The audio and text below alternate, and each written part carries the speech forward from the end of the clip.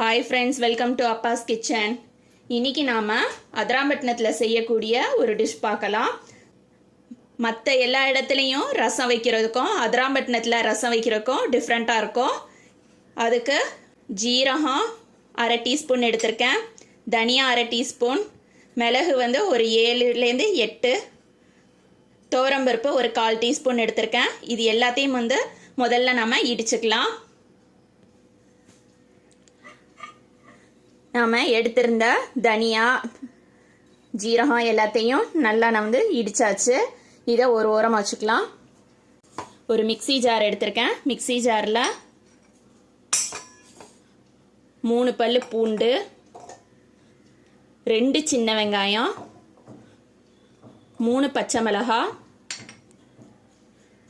ஒரு சின்ன துண்டு இஞ்சி எல்லாத்தையும் அரைச்சிக்கலாம். தண்ணி எதுவும் சேர்க்காம அரைச்சாச்சு. அடுப்பில் சட்டி வச்சுருக்கேன். சட்டியில் கொஞ்சமாக எண்ணெய் சேர்த்துக்கலாம். எண்ணெய் சூடு வந்துருச்சு. கொஞ்சமாக நான் கடுகு சேர்த்துக்கிறேன். கடுகு வெடிக்கும் போதே 3 மிளகாய் சேர்த்துக்கிறேன். கொஞ்சமாக கருவேப்பிலை பொரிஞ்சதுக்கப்புறமா நம்ம இடித்து வச்சுருக்க பொடியை சேர்த்துக்கலாம்.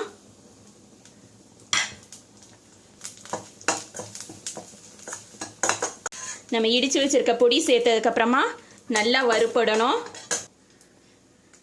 நம்ம அரைச்சி வச்சிருக்க இந்த பூண்டு வெங்காயத்தையும் சேர்த்துடலாம்.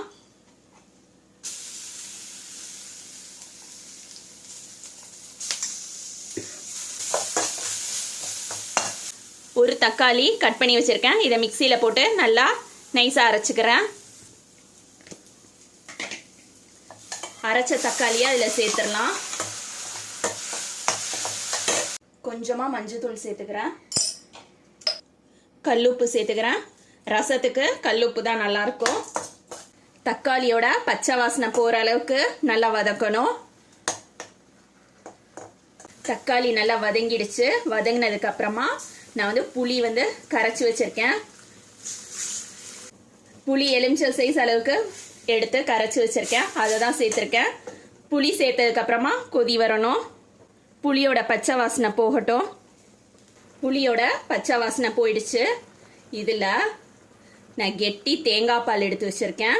அதை சேர்த்துக்கலாம்.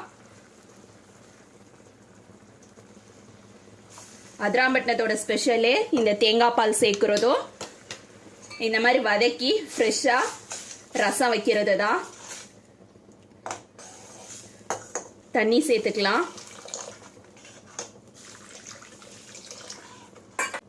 கொஞ்சமாக மல்லித்தலை சேர்த்துக்கிறேன்.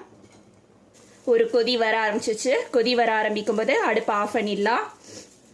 இப்போ நம்மளோட அதிராம்பட்டினத்து புளியானம் ரெடி ஆயிடுச்சு. அதிராம்பட்டினத்தில் ரசத்தை புளியானன்னு சொல்லுவாங்க. மற்ற ஊரோட ரசத்துக்கும் அதிராம்பட்டினத்தில் செய்கிறதுக்கும் இதுதான் டிஃப்ரென்ஸு. டேஸ்ட் நல்லா இருக்கும். பகலில் சாப்பாடு சாப்பிட்டுட்டு இந்த புளியானத்தை ஒரு கப்பில் ஊற்றி குடிப்பாங்க. அந்த அளவுக்கு டேஸ்டாக இருக்கும். இதே மாதிரி நீங்களும் உங்கள் வீட்டில் ட்ரை பண்ணி பாருங்கள்.